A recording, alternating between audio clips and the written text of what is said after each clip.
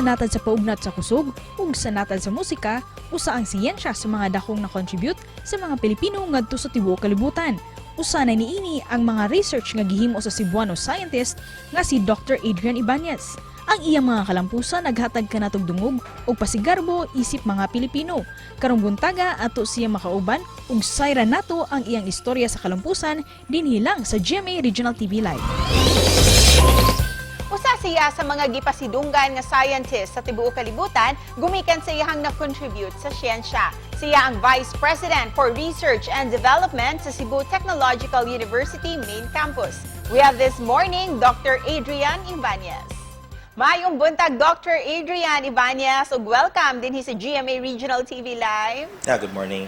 Sir, can you tell us unsa kining AD kun Alpert-Dodger Scientific Index? So, kani siyang AD's kaning scientific index, gisukod ang unsa ang mga na-publish sa usa ka scientist na unsa ka kadaghan ang nibasa ug ni-refer sa imuhang mga gibuhat isip usa ka scientist. Sa tibuok kalibutan baling pagpatsukod.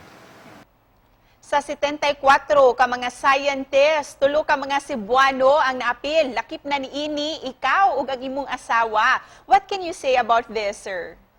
Yes, so ang isa is from University of San Carlos, si Dr. Bacabak, Dr. Romel.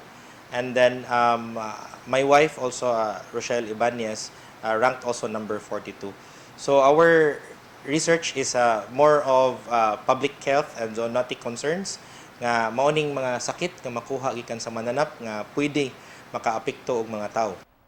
Sir, unsay purpose or aim nato nga nung nagkondakta ning maong research?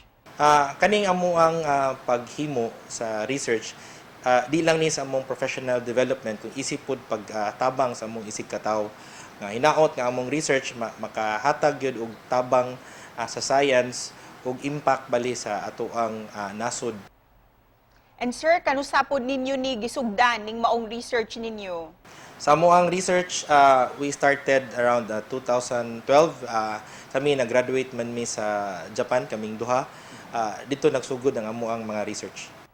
Sir, para mas masabtan pa sa ato ang mga viewers, pwede ba nimo ma-expound pa kining kabahin sa imuhang research? So, amo lang itan-aw ning for example, duha ka buok nga research na mo. Ang usa ay kaning toxoplasma. So ang toxoplasma nato mao ning makuha nga sakit nga gikan sa mga iring, na ang kaning iring pwede siya maka-cause og ang iring na siya parasite nga mga ihatag na maka-cause ni siya og mga abortion.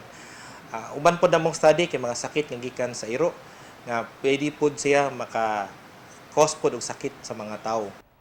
Kano saan ni na-recognize and unsa ang mga awards nga inyong nadawa tungod niini? Dili man nga karon lang. So on my case, daghan na ta og nakuha nga mga awards from DOST, NAST, and recently also from the PhilAst, recognizing also our endeavors. Our research are mainly anchored on molecular approaches as well. Sa pagkakaroon, sir, doon na ba kay gi-research or gi-plano pa lang nga i-research?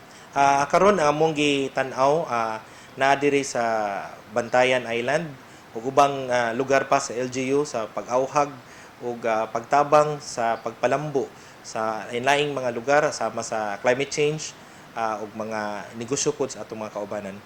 Sir, para mas mapalambo pa gayud ang inyong research, unsay mensahe ninyo para sa atong gobyerno? Ginaot ta nga ang kaato ang mga researchers ug scientists ato ang pagkatan-awon pod ug unsaon pagtabang para mas mapalambo pagyud ang ato ang panuki-eduki sa ato ang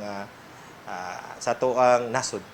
Sir, aduna ba mo'y gibuhat karon nga research kabahin sa new normal or niining pandemya nato karon tungod sa COVID-19 virus? Karon natay gihimo nga laboratory diri sa CTU ug nag-target ta nga maghimo og genomic laboratory nga para matan-aw ang mga sama aning mga variants pohon. So nag-build ta og laboratory ug nga gipunduhan pod ni sa atong eskwelahan ug hinaot ta nga pohon-pohon ato ning mapakita nga naputay kakayahan nga himuon ni diri sa Cebu City.